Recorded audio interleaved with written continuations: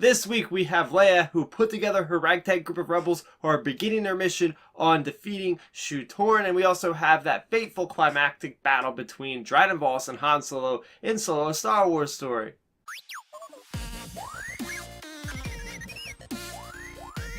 Hello everybody, my name is Starrapter and welcome to the channel. Every single week I break down the latest in Star Wars continuity that can include the comics, novels, TV series, and more. So if any of that sounds interesting to you, make sure you go ahead and support the channel by simply subscribing. So, first thing I want to talk about is Star Wars issue number 63. This is part 2 of the Scourging of Shu-Torun. I love that comic.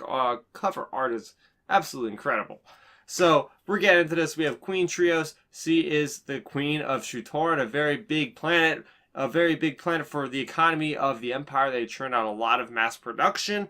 So we have Leia, who put together a small crew of benthic two tubes and his partisans. She also has Moriarty, who is a slicer, as well as this changeling, plus Han, Chewie, Luke, all the normal guys. They're on this small little strike team, and they are going to disrupt Shu-Torun to the point where it won't be useful for the Empire anymore, and it's going to strike a blow.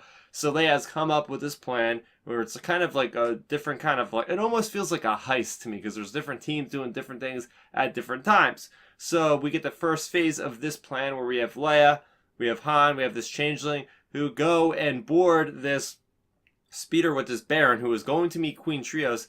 They get the identity of this Baron for the use of the changeling. That way the changeling can go into this party and get the retinal scan of Queen Trios, thanks to C-3PO having this crazy kind of gadget on his head to take care of that. Because then with that information, they're going to give it to, I think it's Luke and Benthic, and they're going to get inside of this special spike, which is very much the thing that is holding this planet together. If they disrupt that, then it's going to set a chain reaction apart. It's going to give everybody on the planet enough time, or it's supposed to give everybody enough time, all the innocents, to get out of the planet before the planet, I guess, completely becomes inhospitable. So we're going to see where that goes. So yes, it was very much another setup kind of issue to me. It felt like that way. There wasn't a whole lot of action. It was more or less a lot of talking about what we're going to do in the future. What I did really enjoy was the beginning of this issue where it had this kind of quiet moment between Queen Trios and Commander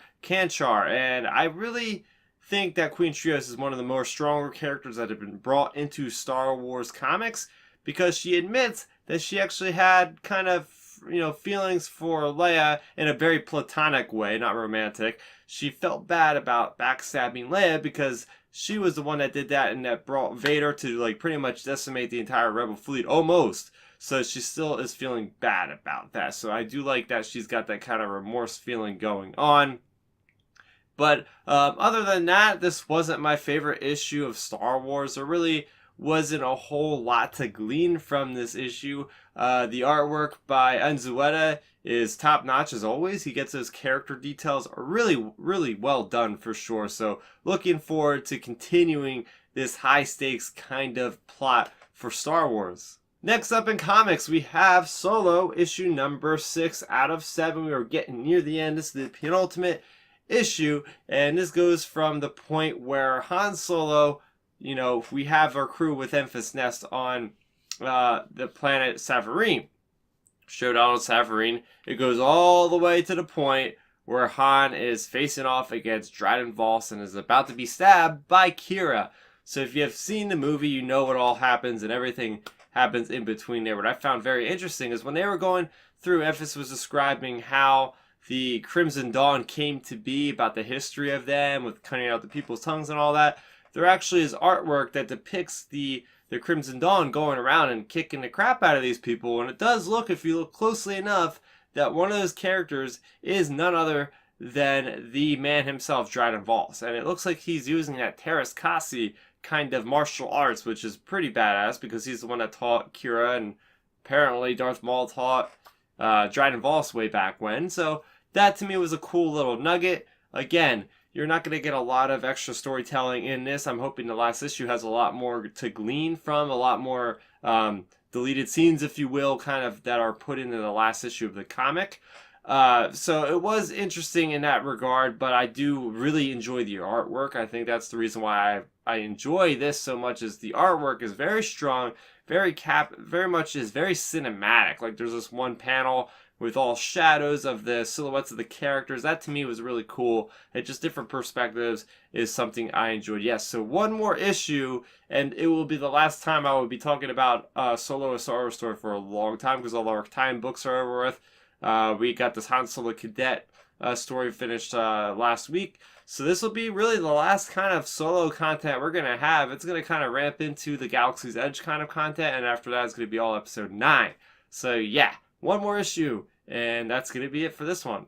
Moving over to Star Wars Resistance, we had a final episode of Season 1, No Escape Part 2. This is how you do a season finale, building up all of the motion, all the parts up to this one point, reaches a boiling point.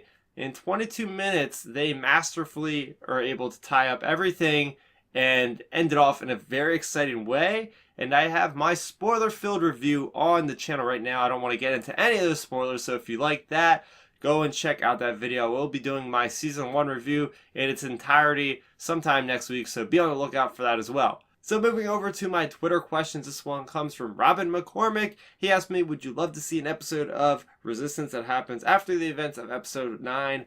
Of course I would. So we are right now in Star Wars Resistance. Without giving too much away, it's going to go into the events after episode 7 and into episode 8 and most likely into that gap between episode 8 and 9. So we're not sure on how long the time is going to be between episode 8 and 9, between the films. It could be a year, it could be 2 years. We do not know anything yet. Maybe we'll find out more at Celebration in a couple weeks. So I think that, they can pace these seasons out to the point where we can actually get content after episode 9. It all depends on episode 9. I would love to see it. Is it going to end in an absolute star piece? Are we going to have no more indication of wars anytime after that?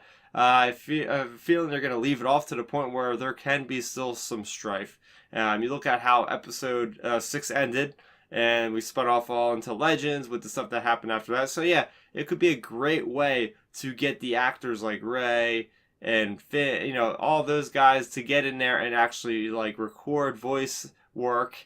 After that, I think it'd be a great way to carry on the sequel trilogy. But I don't think that would come for a very long time. I'm talking if this show goes on for 5 seasons, it's gonna be in season 5 or something. You look at Rebels and see how they kind of butted up against the Battle of Scarif almost pretty much in Rogue One. So it's Star Wars Resistance. Now, if they go past the events of episode 9, it would almost be like they would have to rename the show, because would they be resisting anything? I'm assuming that the First Order gets defeated at the end of episode 9. I could be wrong. Again, this is all speculation, but most of the time, if there's a show that goes into a different era, they pretty much make a new show to begin with. We look at Rebels, right? That ended. And Resistance. So, and Clone Wars. These shows seem like they're always laser focused in certain periods between certain films.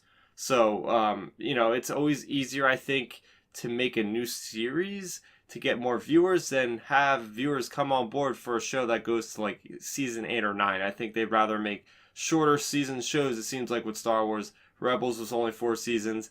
I'm thinking that's a good sweet spot for Lucasfilm, so maybe they'll go to Resistance will be maybe 3, maybe 4 seasons is what I'm guessing at right now. So great question there. If you guys want to get your questions answered on next week's show, you can simply just send a tweet to me using hashtag Star Wars Weekly. Same thing with the YouTube comments. Comment on this specific video and use hashtag Star Wars Weekly. So that is going to do it for this week in all the releases for Star Wars. Let me know what you're most excited for in the comment section below. If you guys are new to the channel, welcome. I do this every single week. So make sure if you like this video that you go ahead and give it a thumbs up. And please do support the channel by subscribing.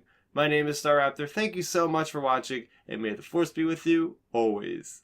Thanks for checking out the video. Please hit that thumbs up symbol. It helps me know that I'm making content that you guys enjoy. And if you enjoyed this video, I also include 2 videos down below you guys should check out. And please consider subscribing to this channel. It helps support me, and it notifies you guys of when I get new videos up on the channel. You can also contact me on Twitter, Facebook, and Instagram at Starrapter.